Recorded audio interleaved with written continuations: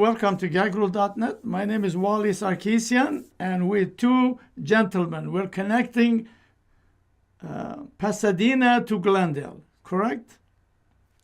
Correct. That's not that far away. Yeah, well, it's better than walking, you know.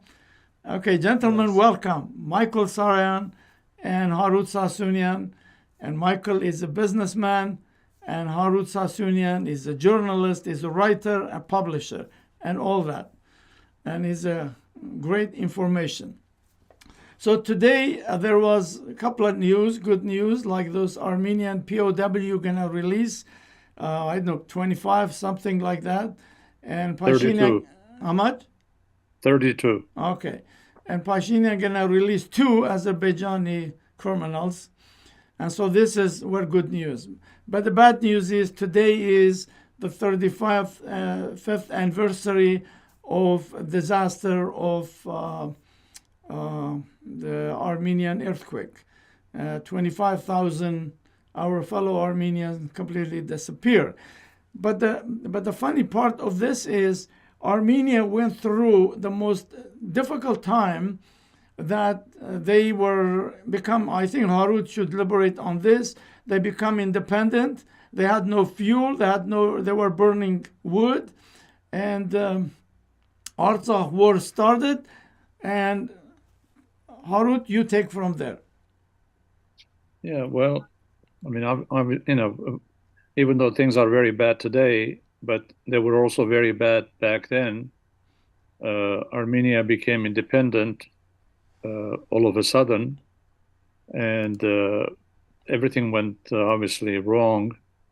In addition, outside of the fact that we were independent, which is our dream for many decades, and so we had the earthquake damage, 25,000 or more dead. Nobody really knows exactly how many, and the northern 1/3 of the country was devastated. And at the same time, Armenia was going to be shortly independent in 91, this one in 88. And Armenia did not have its separate economy. It was part of Soviet Union, and all the economies were interconnected. Like if they were making a TV, the tube was in one republic, the box in another republic, the transistors inside another republic, so they had to assemble it from different places, so they were all dependent on each other. So Armenia didn't have an economy. It went from a communist economy to no economy, not even a capitalist economy. Yes. And then it had a major war on its borders with Azerbaijan. And it didn't have any experience of governing itself. Everything was ruled by Moscow. So they had their own president, parliament, cabinet. It was all new, and none of them knew what they were doing because they have no experience. And unfortunately, today, 32 years later, again, none of the people in the government know what they're doing. Yeah. You would think that we would have learned something in 32 years of how to govern ourselves, at least, in addition to making all the right decisions, which hasn't happened, is not happening now. So the earthquake was a major tragedy back in 88.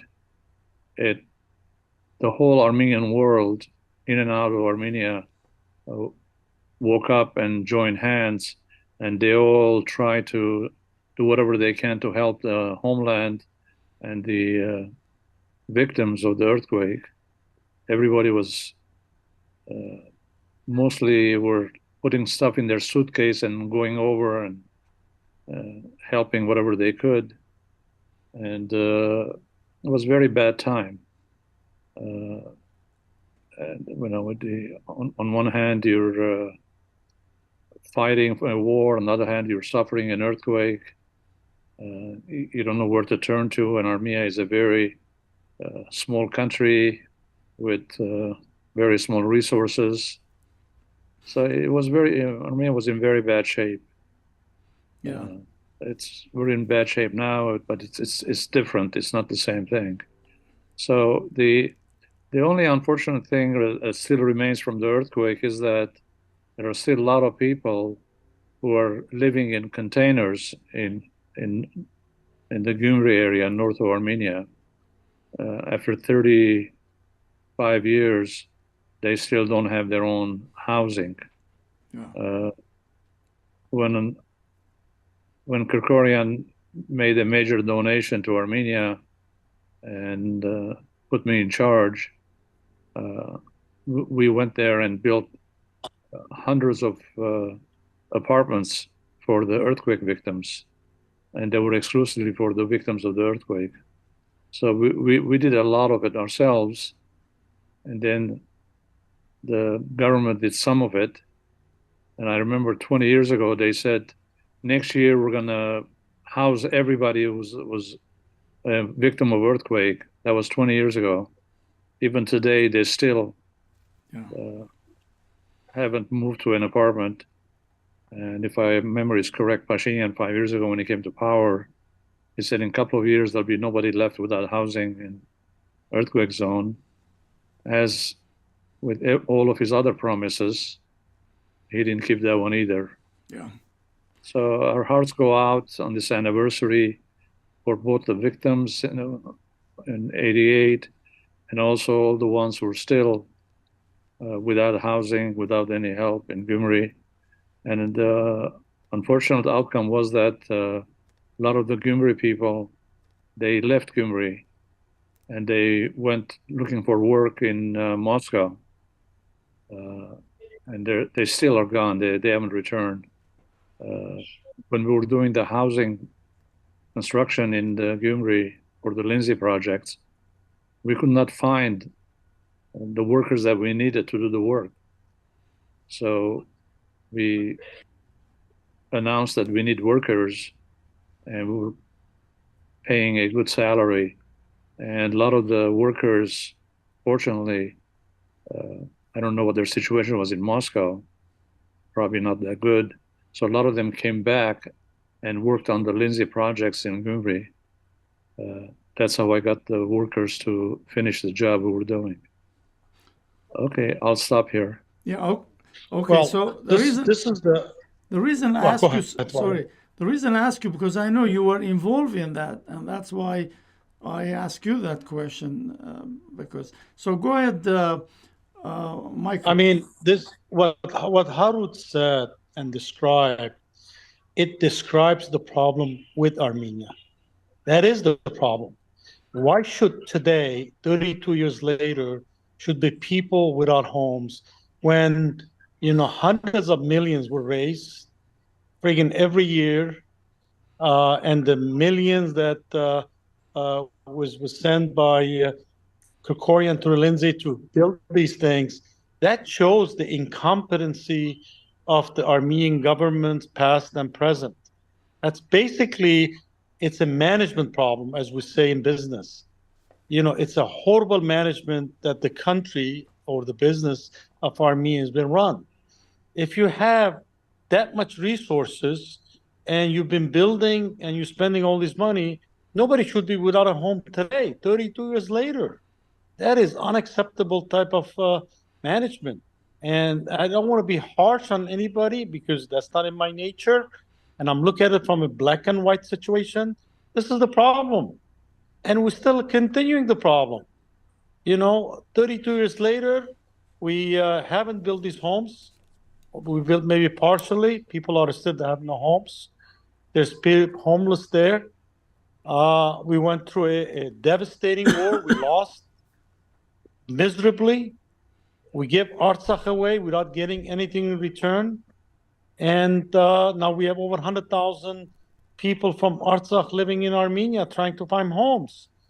And we're going to probably talk about it 32 years later when we have another show like this. We're going to say people don't have homes. This is the problem with Armenia and Armenians. We can't do anything right. lack of management, or lack of the way we manage things, corruption, leadership, all it combined. Why can't we have some reasonable managers that's going to run this country? This country been run poorly, horribly. Yeah, it's a small country. I admit that. A lot of small countries are out there, but they manage themselves. Why is Armenians can't manage themselves? We do great businesses. Armenians are great in businesses, in education, in medicine, in other fields.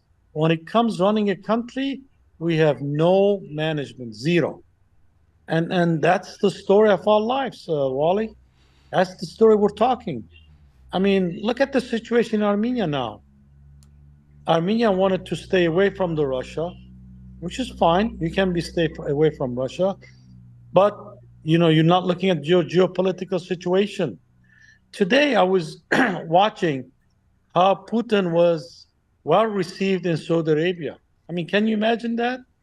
I mean, look at Saudi Arabia, a staunch ally of the United States, and they're bringing Putin to their country with a lavish and a great welcome. I think it was AUA. Why can Armenia learn from this? Why can Armenia learn from this? Can't you still have a good relation with Russia, yet have a great relationship with America? Why not? Look at Erdogan. Yes, he's member of NATO, is still a good friend of, which is at our expense, basically, is very good friend of Putin. Why can't we do the same thing? What's wrong with us? Everything we do is wrong. Everything we do half-ass. Excuse me, my language. And this is the outcome. Well, and on top of we elect the same incompetent people again.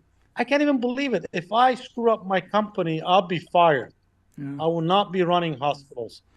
But, I screw up, I lose the hospital, I still managing the company. I cannot understand it. It can never happen in any American business or in the country, as a matter of fact. You talk about the Turks, so those people are very diplomatic. Like today, he went to Greece. About a couple of weeks ago, he was saying one night we're going to come and wipe up Greece out. And Greeks, they ran to France. Other bought billions of dollars of equipment to protect. Today Erdogan is in Greece. It's a friend of Greeks. So they know how to do the politics. Armenians don't know that. So, I mean, as you said, why break Russia's relationship until you find somebody else, So there you go. That's have both. We're not saying not find somebody else. Armenia has traditionally, historically, a good relation with France, which is great. Armenia would have great relation with America because of the Armenian-Americans here. No question about it. Armenia should continue its good relation with Russia. Don't alienate them. Don't make them your enemy. Look There's what they nothing did to wrong this guy. having Russia on your side, yet keep also United States on your side. There's nothing wrong with that. I mean, unfortunately, that's not the case. Harut knows, I'm sure you know too, Murat Papazian. I mean, this guy was so hard in France to help Armenia. Pashinyan locked him down. He can't go to Armenia. I know. I mean, he takes it personal. Yeah, and anybody everything. that says anything against him, I'm sure if three of us go to Armenia, he will not accept us. Yeah, I'm sure. Neither me, neither, especially me and Harut, we will never be able to get in there. So, yeah. Okay, so Artsakh, from geopolitical point of view, I always write this things. So what happened? We had Pashinyan with hatred of Artsakh, and then you had America and Europe wanted to get Russia out of there. So Artsakh become the victim. What do you say about that, Harut?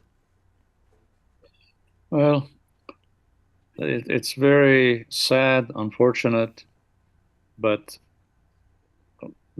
none of us are surprised because Pashinyan has been anti-Artsakh for 20 years, long before he became prime minister. of course, back then, as a journalist, or more appropriately, a yellow journalist, what he said didn't matter that much. But as prime minister, the sole leader of Armenia, it matters what he thinks and what he says. And because of him, we lost Artsakh. Even though every day, even today in parliament, he blames the former leaders, 5 years later, he's still blaming the former leaders, none of whom lost Artsakh. And as I say usually to other journalists when they interview me, I say, if this guy is prime minister 50 years from now, if anything goes wrong in 50 years later, he's going to say it's the fault of the former leaders. He will never accept his responsibility for the damage he caused to Armenia and Artsakh. Do you know, Harut, he, believe it or not, he listened to what you say, I say, all of us here. About a week ago, I wrote something about Pashinyan Armenia's responsibility was to protect Artsakh. I mean, they were the gatekeeper. And I said, some Armenian, either diaspora Armenia, they should sue Pashinyan. That was something like that I wrote. And today in the parliament, he publicly said, I'm not responsible for Artsakh. So he listened what we write, what we say, Well, obviously he's going to say that because he's going to say, well, back in 1991, Alma Ata, whatever the hell, they make this treaty, this signature, but doesn't matter. He was the one gave it away, not the other former leaders. I'm not defending former leaders, but happened under your watch. Anything happened under your watch, you're responsible. That's how it works. I can't say the previous leader did this 10 years ago or 5 years ago. It happened under your watch, you're responsible.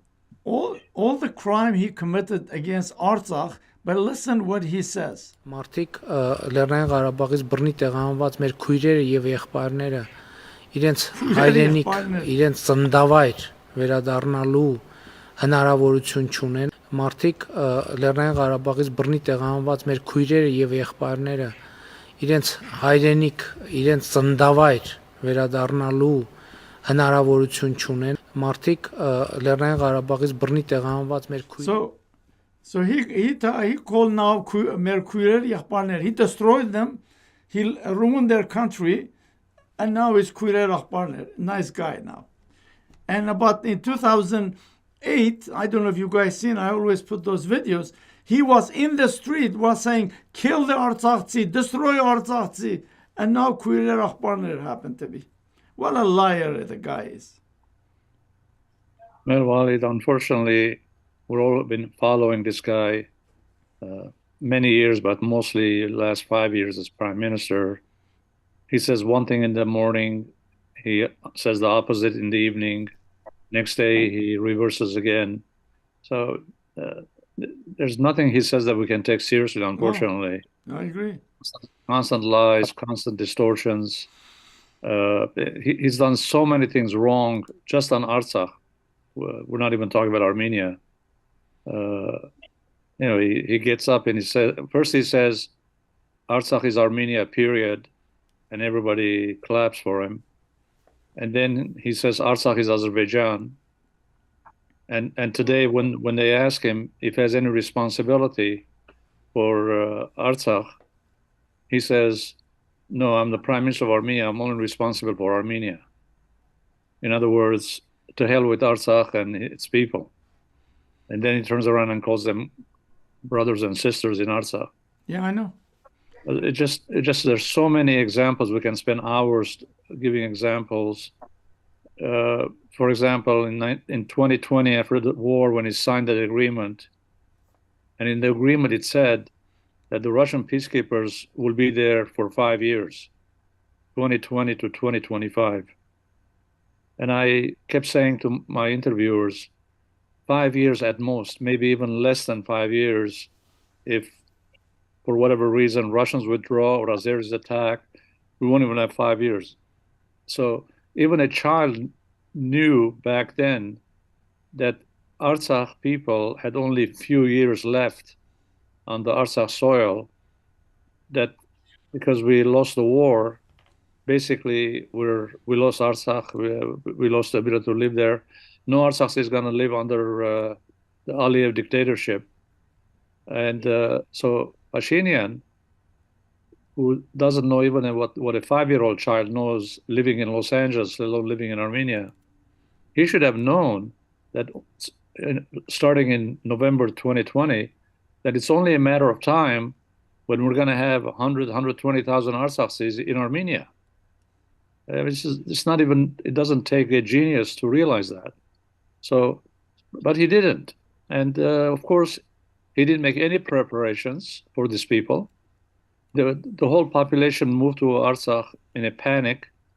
They slept days in their cars with no food, no water, no medicine, nothing. And he should have built hundreds of apartment buildings, getting ready to welcome them. But he didn't.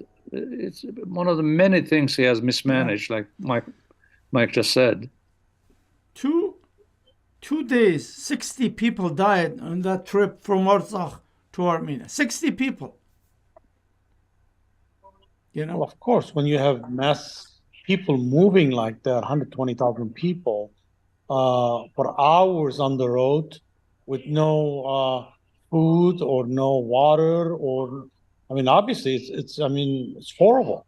So, I mean, can you imagine to be that many hours on the road with no hygiene, no basic, food or medication? Elderly, people who are sick. I mean, it's not an easy thing to do. I mean, you drive from here to Vegas, you stop by 2 hours later in Barstow to relax. Yeah. I mean, that's a nice road.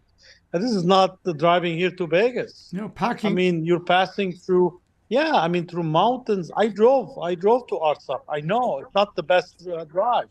Yeah, and pack your old stuff and in the truck, and it was. I mean, it reminds us our families how they from Van, Mush, all that. So Artsakh now become another number like Nakhichevan, Nakvan, and things. So we're just adding more, and Armenian don't realize one day Armenia will become another Van. But this is the problem of Armenians. You know, they're having drinking and enjoying life, but you never know what this guy has. In fact, he's been changing even the emblem. He's changing there is I don't know if I have here. He is changing the where he sat in a conference. He changed Mount Ararat to just some another mountain, you know. And so he's completely changing everything. Whatever Turks, Azerbaijani wants, he's doing, this guy.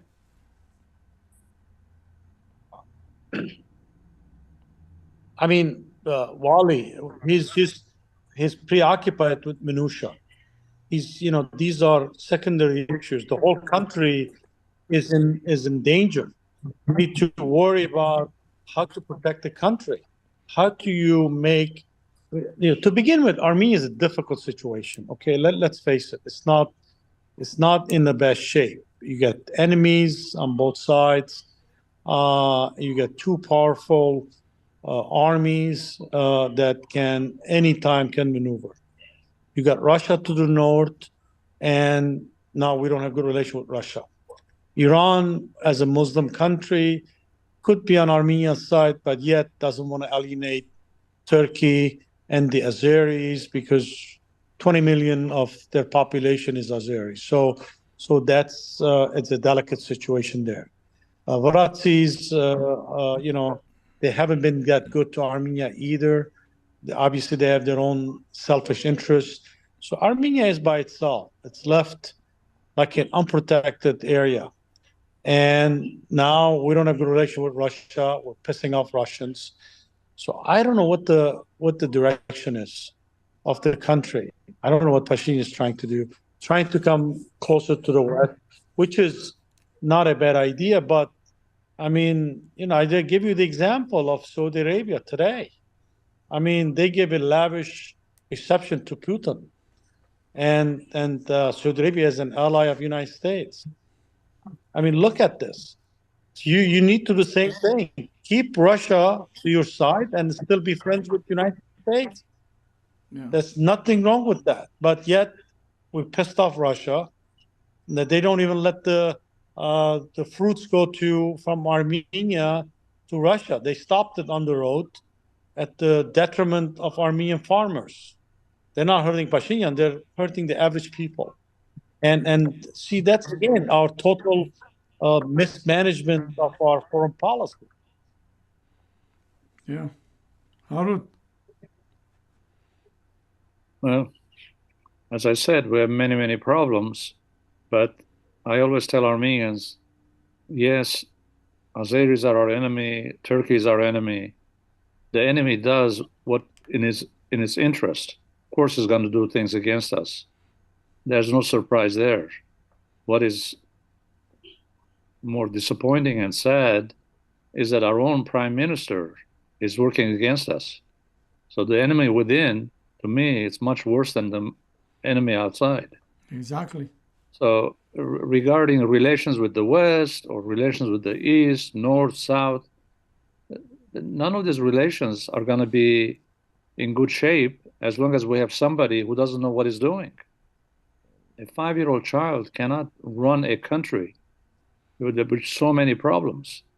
You need to have not just a regular leader, you need to have a very knowledgeable, experienced, brilliant leader to try to cut our losses, do damage control, and try to improve things here and there. Nobody is going to be able to reverse all the losses we've had overnight, even the most experienced person. But at least they won't let it be worse every day, which is the situation now. So just 2 days ago, Azeri shot and killed another Armenian soldier. Every other day. There's no end. Yeah. Let's. Well, the other problem, Wally, here's the other problem. The problem, as Harut was describing the prime minister being incompetent and he doesn't know what he's doing, I blame the people of Armenia for electing him twice. How did this guy get into power? Because the people of Armenia elected this guy the first time, okay, maybe they didn't know, 82, 83%. Second time, still 20% or whatever the number was, higher than anybody else. So that means there's nobody else in Armenia can go against this guy. So the people of Armenia wants the situation. So if me not being a citizen of Armenia, I cannot vote. We diaspora doesn't mean anything to Armenia because we have no right to vote on and get this guy out of office or anything like that. So, we keep talking and we can't do anything about it. Basically, we're hopeless. And this guy is going to stay there till the last person in Armenia is going to destroy it because whether he's incompetent or stupid or he sold it, who knows? But the point is, the people of Armenia elected this guy. If the people of Armenia doesn't like this guy, they need to come to the street or election, whatever, kick him out. But they're not doing it. So that means they like this guy or they want this guy. So I blame the people of Armenia. They're the ones responsible for their destiny and they're destroying their destiny. That's simple as that. Well, all of us, we keep talking, but it's not worth anything. We can't make any change. We don't have the power. We cannot elect people. We don't have an army. We don't have anything. The whole diaspora cannot do anything about it. We can just talk about it, bitch and complain about it. But at the end of the day, the people of Armenia should decide who their leader is. If they choose this guy, we're screwed. Plain and simple like that. Yeah, I agree with you. There is not much we could do, and there is not much even they could do. He literally scare hell of them because I talk to some people in Armenia too. They send me always messages. They're afraid to talk because their uncle, cousin work for government.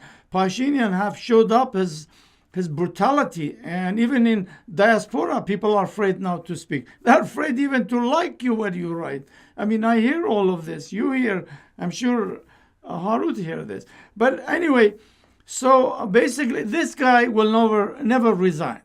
I mean, this myth of No, Armenian never. asking to He will resign, never resign. he never resign. He will never resign. never give this luxury life he has. I mean, this guy from a street thug, and now every week he put his wife and kids in the plane. He goes in there, enjoy. There's no way this guy will resign. No, you're dreaming if you're thinking he's going to resign. No. Anybody who's thinking he's going to resign, they're dreaming. No. He's not going to resign. Are you kidding? He's never going. He's going to say, "Look, the people elected me. Yeah. What's your problem?" And he's right now That's what he's today. going to say. Today, Aliyev is going to call, because those dictators love these snap elections because it's a 10-day, they could manipulate and win. So I'm sure Pashinyan going to do the same thing, and he signed this contract, whatever, peace, and then he'll come say, see, I brought you peace, and if you elect them, those former, they're going to go to war, and he's going to win too. So it's definitely. But here is something about diaspora. The problem is we do not have a single person in Armenia from diaspora. And there's one idiot who was mayor or something in Los Angeles. You know, Los Angeles, anybody could run and get elected because there's lots of Armenian. But outside Los Angeles, you don't get anything. So here is, you know, always people give example of Israel. Look at who run Israel. Not a single one of them born in Israel. Here. There's now more incentive than ever to mess with car mileage because of the higher prices. Forget about the sound. Cars after the COVID crisis. And experts say it's getting harder Look at those. to tell when the numbers are wrong. Well, you know what Israel did, Wally. Anybody who's Jew is immediately an Israeli citizen. Yeah, exactly. They can vote. The Armenia, the way they manipulated it from day one, and this goes back to the previous leaders. Yes. They did only, you have to be citizen of Armenia for so many years. I don't know what the rule is. You have to be citizen living there for 4 years, 5 years, whatever it is, in order to elect and be elected. So anybody from diaspora who doesn't live there, which the majority of diaspora doesn't live in Armenia, they're disqualified. Immediately, 7-8 million Armenians are disqualified. So because they wanted them to be elected themselves, those are the rules they did. As opposed to Israel says any Jew in the world is immediately a citizen of Israel. Doesn't matter where you live in the United States, you live in South Africa or Brazil, doesn't matter. If you're a Jew, you're immediately a citizen of Israel. You can be elected to parliament, you can be the prime minister, you can be the president, whatever you want. That's the reason we're showing these guys, they're all born outside. And I don't know about the prime minister was born in New York or not. I think maybe Netanyahu is born in New York, I think, or at least he's educated in New York. But it because doesn't he speaks matter. perfect English. It's not just one person. We don't have that rule in Armenia. Armenia, because of selfish reasons, and I don't blame Pashinyan for this. The previous leaders did this because they did it in a way that they don't want anybody from diaspora to vote and to elect anybody from diaspora. That's the reason we don't have anybody from diaspora to elect it because you're not qualified. We cannot elect. Well, we had two people in diaspora like Hovhannisyan, Rafi Hovhannisyan. Where did he got the poor guy? He took all his family, luxury life in Los Angeles, went in there. Where did you get? They in Armenia, they have this hatred toward anybody like that's why they hated Artsakh, because Kocharian, Sarkeesian, they were from Artsakh. I tell you, I have lots of experience in Armenia how they dislike diaspora even, So this is their problem. They have this, maybe now because of lots of Indians they bringing, who knows, maybe Indian will be running for prime minister, So how we're better than your thought? An Armenian. I think, again, this has to stop. And we have to work. Any Armenian from anywhere in the world is Armenian. Doesn't matter. This very narrow-minded thinking. Okay, he's from America, or he's from Artsakh, or he's from Girovagan. He's from, I don't know where the hell it is. He's considered a less Armenian, or he's from Bashkortostan, or from Iraq, or from Lebanon. Any Armenian, anywhere from the world is Armenian. This type of mentality has to stop in the Armenian thinking. I think we're responsible as a nation. We were never going to be one united country of 10, 11 million when we have this type of very narrow-minded thinking. This is crazy.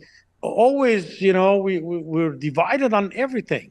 We can never unite Armenians, never. I mean, just like I never, all my life, two churches, two leaders, two this. Okay. A diaspora versus Armenia, Eastern Armenian, Western Armenian, you name it. Go on and on and on. It's just like, that's the reason we're a weak country. We'll never get anywhere.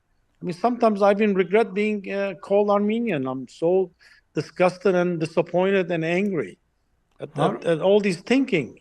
Lali, my entire life, I never worked in any Armenian business, or I've never been educated in any Armenian school. My entire education, as well as my work, been in an American settings, and I'm so glad it was. Lately, the past, I think Harut has probably brought me to the Armenian circles. I think, thanks to Harut, when I first tried to send things to Armenia, back in 2000, I think 16 it was, when I started sending, because we have excess equipment and supplies, we were sending to Africa. And I said, let me send it to Armenia, and the best person to send was Harut. And that's how I started coming to Armenian events, Armenian circles, back in 2016, Harut, 8 years ago. And you know what, Wally, I'm really disappointed at times. I'm very upset and angry, because why can't we be all the same? Why can't we all be united? Why can't we see eye to eye?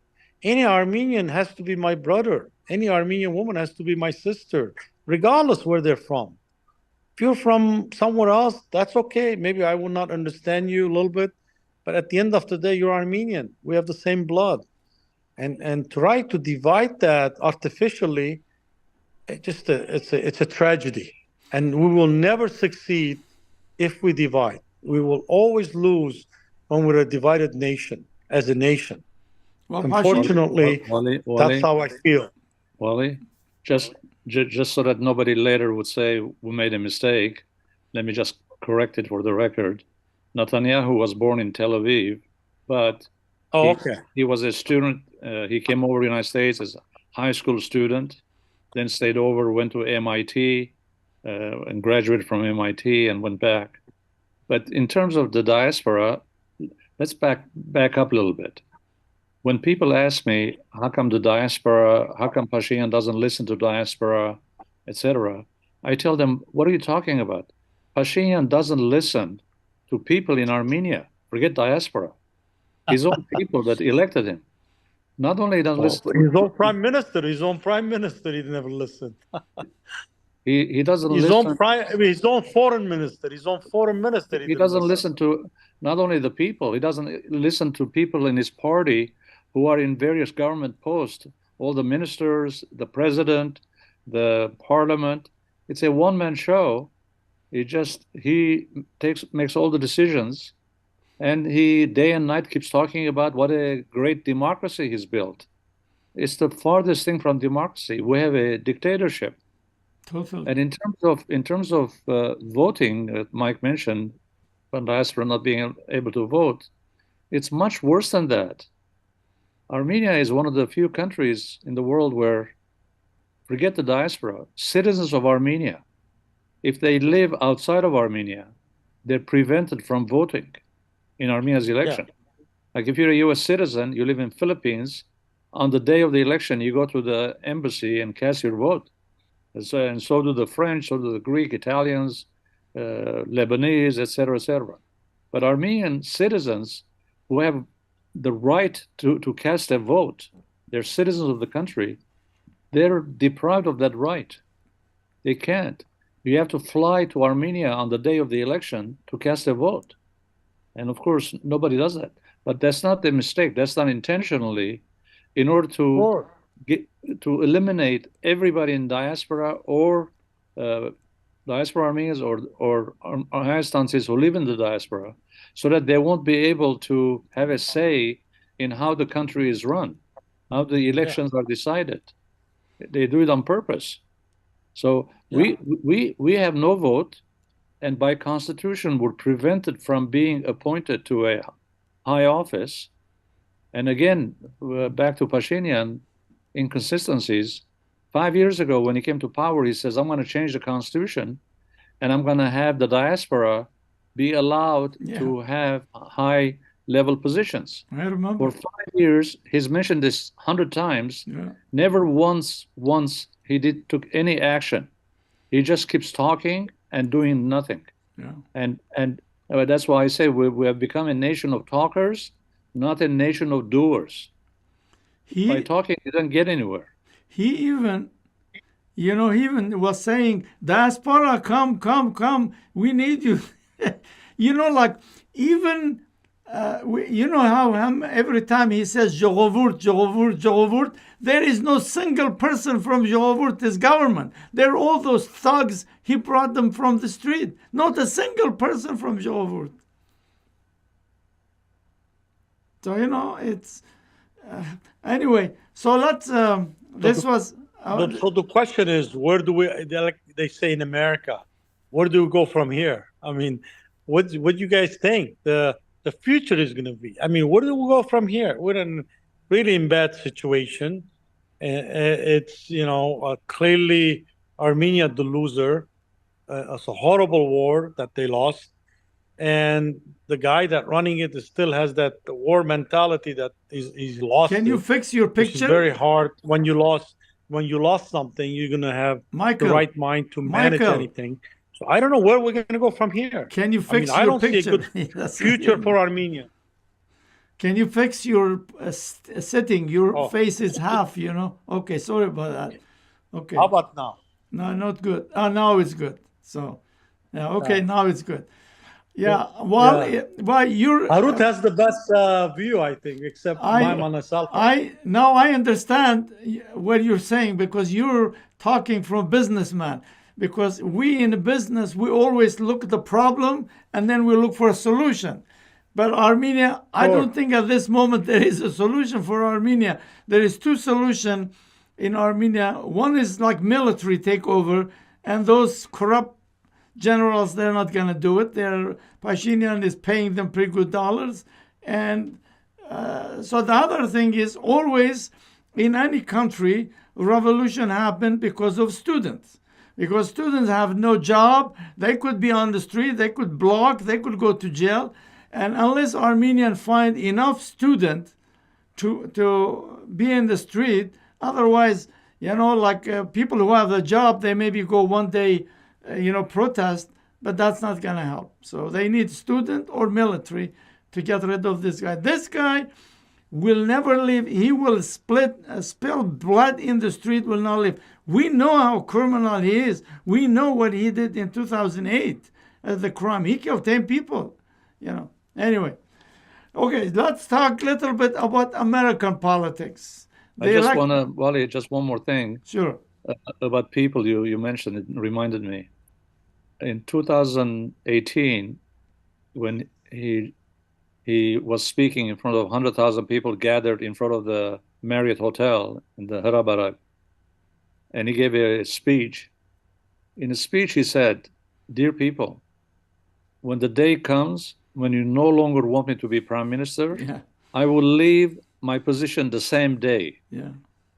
So now, and I remember, but 3 years ago, when thousands of Armenians were gathered in front of the prime minister's office asking for his resignation, a reporter approached Pashinyan and said, "Mr. Prime Minister, in 2018, you said, if the people don't want me, I'm going to leave. Here are thousands of people protesting, asking for a resignation. Are you going to leave?" And he gave the strangest answer. He said, "The ones protesting, they're not people." Yeah. In other words, only if you support him, you are people, you're a human being. If you're against him, you're in nothing. You're as Trump uses the word vermin, we are vermins. Yeah. We are nothing. And if you criticize him, you're his enemy. If you're in Armenia but you protest, they grab you and put you in jail. If you're a diaspora Armenian, you fly to Yerevan, they send you back. So you can't win. He is giving tens of millions of dollars every month in bonuses to people. Yeah, he borrowed $5 billion. He's spending it. Mike is a successful businessman, and I'm sure he doesn't give a bonus every month to every doctor that works for him or every manager. In the United States, you reward workers who do exceptional work, go beyond the call of duty, and then you give a bonus once a year. Yeah. Nobody gets a bonus every month. He's just buying people. He's buying thousands of policemen to protect him. When he first came to power, he came to office on a bicycle. Now, forget bicycle, forget cars. The minute he puts 1 foot out the door of the building, there are thousands of police in front of him protecting him. Yeah. So that's the situation we're in. He spent. Yeah. Let me see if I could put this here. Look at that. This is the guy. He came in power. You know. He's $300,000. Yeah. $300,000. He spent $2 million buying 92 bulletproof car for all his thugs to be safe. This is how he was complaining about the former. They were corrupt, you know. But you know, there's about this Pashinyan. There is so much we could talk. Like even in now, never mind all this. The prostitution is quadruple. The drug is huge in Armenia now. And you guys all know $800 million drug was caught in Italy going to Armenia. So Pashinyan proxies are dealing lots with the drugs. And nobody talk. And even in the street of Armenia, look at this girl. Look at that. This is Armenia. He's naked showing her stuff, you know. Look at that. Oh, that's terrible. Well, it's a very sad situation. Unless some miracle happens, I don't see much hope for Armenia, quite frankly. Well, I mean, there is hope unless those people are caught and put in jail and maybe execute this criminal. Personally, I think that's what should happen to him. But I don't know, like there are some smart, intelligent people, but they need people. They need students to be in the street day in, day out. Anyway, so that's enough of Armenia. Let's talk about American politics. The election is in America is heating up, and it's so weird. Well, I shouldn't say weird, but you have 2 Indians among the 4 are running for president. One is a woman and one is man. I mean, this is the beauty of America, you know, like anybody. We are Armenian, we can go run in Armenia. But here is Indians, they come born here, they could run for president. Your thought, That's because that's the beauty of United States of America. so you're Thank God we live here. That's the reason my family chose to live here 47 years ago. Michael. Because this is the beauty of this great country. Michael, so you are a right-leaning guy. I mean, not right, you know, like conservative. What do you think about who is going to win? Okay, so before we go there, Donald Trump is doing exactly what Biden did. He's just sitting in a basement, doing nothing. His rating is 80% among Republicans, you know. And those guys who's running now, they're all in 20s and 30s. What your thought? I think Trump is going to win the nomination for the Republican Party. You think so? That's my prediction. I don't know whether he will win the election or not, but I think Trump is going to win the nomination for the Republican Party. The Republicans love him. But don't I mean, nobody's close to him. But don't, even Governor of Florida, who was the probably the most chance. I don't think there's any chance right now. Nobody on the Republican side any chance against Trump. Trump is going to win the Republican nomination. The only I don't know about Democrat. I don't know what's going to happen on the Democratic side, but Gavin Newsom is preparing just in case if something happens to Biden. Biden is like, have you seen him? I mean, he doesn't look normal. The guy has a disease. I mean, I cannot diagnose him, but I think he's not normal. And I think the public sees that. I don't think they're going to vote for Biden, quite frankly. So, Harut, what do you think? Well, I agree that Trump is way ahead of his Republican rivals, but they keep running, hoping that because Trump has dozens and dozens of indictments against him in so many state courts, federal courts, and I doubt he's going to be able to escape from every one of those indictments. He's going to get sentenced to jail, for sure. Now, unfortunately, the U.S. Constitution allows presidents to run the country from jail. So that's not a question whether he can be president because he's in jail. Well, the question is, will all the people who are in love with him, if they see their if their candidate in jail, are they going to still support him? Or they're going to say, let's go to DeSantis or Nikki Haley or someone else. So that's the only unknown about the trial. That's why Trump, cleverly, there's no question this clever guy, is a crook, but is a clever crook. He's trying to delay all the trials because once he's president, they can no longer try him under the U.S. Constitution. If they... He's immune from prosecution during the time he's in presidency. Right, but if any of the trials finish before he is elected, then he's going to be indicted and jailed, and then Republicans have to decide: do you want an indicted criminal to be your president? Yeah. It's up to them. Okay, so let me run this guy. He's like a Trump talk good things. Foreign policy experience is not the same as foreign policy wisdom.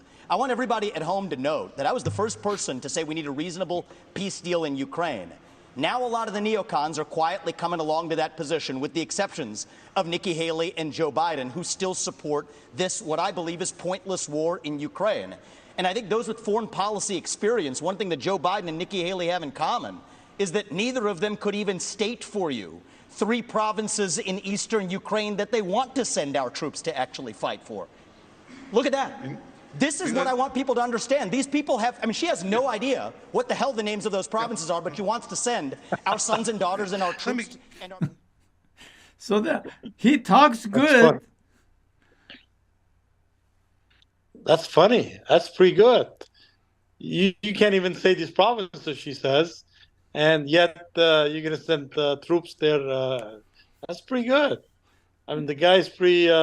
he's a very successful business guy, by the way. Yeah. He made a lot of money. Yeah, yeah. I did read about his background. He's so it's gonna be really, really interesting to see these 2 Indians who's gonna win. You know, so it's you know, this is the beauty of America, that you know, like there is so many surprises in. The only chance we had having an Armenian in the White House was, most Armenians have forgotten this episode, but I will not forget it.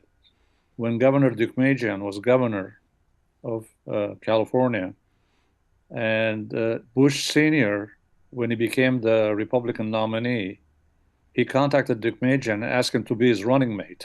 Oh, really? As nominee for vice president. Yeah, vice president, yes. I heard that before, yes. Now, Deukmejian said no, he turned it down, which was a great loss for the Armenian people for a long time to come, because Deukmejian was born here, raised here, governor of the largest state, most populous state in the United States. He was a prime candidate to be vice president, and after Bush finished his term, usually the vice president succeeds, not always, but most of the time it succeeds the president. So Deukmejian had a chance to be president, an Armenian to be president of the United States. Now, unfortunately, he turned it down, and I'll tell you in a second why he turned it down. And it may be a very long time, years or decades, before another Armenian comes to that level that can be elected by the American public at large. The reason Dukmejian turned it down, and he told this to me personally when I talked to him, and this is even more upsetting than turning it down, the reason why, he said because his deputy governor in California was a Democrat. He said, if I leave the governor's seat, become vice president, the Democrats will take over the state. So he didn't want to leave the state in the hands of Democrats. That's why he gave up being vice president and future president. Wow. It's very, very sad, but Yeah. that's what happened. Now, since then, we've had some Armenians in different positions, even in politics, but nobody that really stands out. We had years ago Congressman Pashinyan from Fresno, and then he retired or lost the election. We've had the last couple of years Congresswoman Anna Ishu, and But nobody was in Dukmejian caliber. I mean, governor of the big state. Usually governors of New York or California or Florida are candidates for presidency. I mean, or some senator. I mean, that's how people came to the White House or vice president or president, been either governors of big states or they've been senators, senior senators, like Biden was a senator. Obama was a senator. You get the governors end up being future presidents or senators. So Dukmejian had a good chance. We never had another Armenian-American was in Dukmejian's caliber, unfortunately. I mean, this guy came to the ranks. He was attorney general. He ran against Tom Bradley. He won against them in a general election, a statewide election, fair and square. And from there, I mean, he became a very successful two terms. Yeah. Re-elected twice. Yeah, twice he was elected to be governor. I mean, he had a very successful career as a very successful governor. He had a great chance to be a vice president because usually these vice presidents are good senators or governors, and he had a great chance. Unfortunately, we never have another Armenian like in his caliber that I know of at this stage. Who right now Wally, and I one more thing from memory. When Dukmejian was running for governor, a lot of Armenians, some Armenians, as we know, are Democrats, some Republicans, but a lot of Democratic Armenians switched their registration and registered as Republicans in order to vote in the primary for Dukmejian. I'm sure that also helped him. And even more helpful were a lot of Armenians gave a lot of money to his campaign. And especially wealthy Armenians gave huge amounts of money. Is there now any Armenian political arena that could be one of them? Well, we really don't have. I mean, we have it local in Glendale, in City Council, Los Angeles. We've had a couple of Armenians in State Assembly or State Senate in California, but nobody that really stands out as a national figure. Dukmejian, as governor of the most populous state, was not just a California politician, he was a national figure because of the head of California is very important. That's why Bush very smartly proposed that he join the ticket and become his vice president. Well, even Ronald Reagan, speechwriter was Armenian, isn't it? He did what? Ronald Reagan's speechwriter was Armenian. Yes, Ken Hachigian was his speechwriter. He's still around. He just wrote his memoirs, which is coming out in spring, giving all the inside story of the White House, because he was there many years and was involved in many of the decision making. And he lives in San Clemente, and I saw him a couple of months ago. Oh, he's my neighbor. Yeah. And you may have him on your show one of these days. Yeah, I don't know him. Maybe you could bring it with you. Okay. What is that? What was this other guy? He was ambassador in Syria, Armenian. That's Edward Jerejian. Jerejian. How is he? He was ambassador in Syria, but even more amazing, he was ambassador to Israel. Oh, really? Yeah. Wow. And he's around, but he's not a politician. He has never run for any political office, and he's quite advanced in age. Of course, we have Biden and Trump, who are also advanced in their age. Just older guys are running the country everywhere. I'm sure Armenians someday, some new generation gonna pop up. There's lots of them are running for local elections, and they come here. I try to help them, support them, but local election doesn't do nothing for us as far as Armenia. For local community does help. Like Paul Krikorian, he's a really reasonable guy. He speaks good. What do you think? Many times when I interview them, I ask him, I said, why don't you run for governor? He says, no, I'm just too old for that. I haven't asked him the question. Him. He's a likable guy. He's a nice guy. He's third generation Armenians. His great parents, I think, came from Turkey or ancient Armenia to here. He's a good guy. I know him personally. He's a good friend. His wife is from Lebanon, Armenian. He should run for public office. I agree. He's terming out the end of this year. Yeah. Right. Well, I will convey your wishes, Wally, to Paul.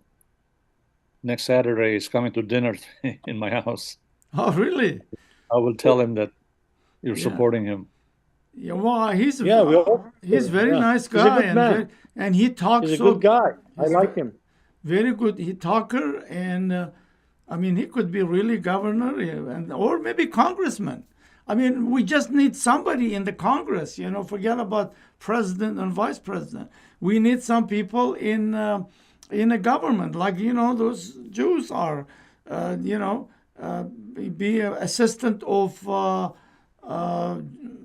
general, some position, attorney general or those kind of things.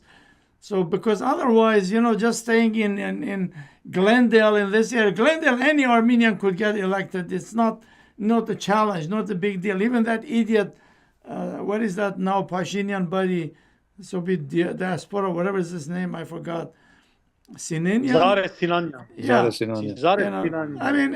That's Harut's friend. Yeah. I don't think so. God forbid. I don't think so. Yeah, I'm saying it facetiously. I'm saying it. Yeah, when I was in Armenia, I went into this office. I interviewed him. He was just total idiot. But it is what it is. If you're not idiot, you can't be in Pashinyan world. It's just like I don't know. I had someplace here, but I don't know what happened to it. It's this Alan Simonian. I don't know if you saw his things. And those people lie. I hate to go back to Armenia, but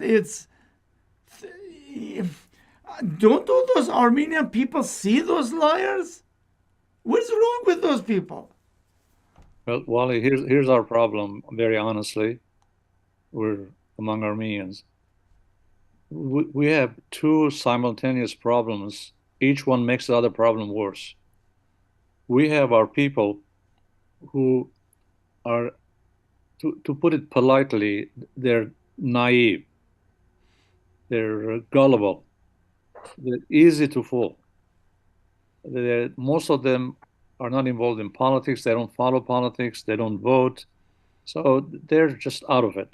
So when you're gullible and naive on one hand, and the other hand, you have somebody who's very cunning and clever.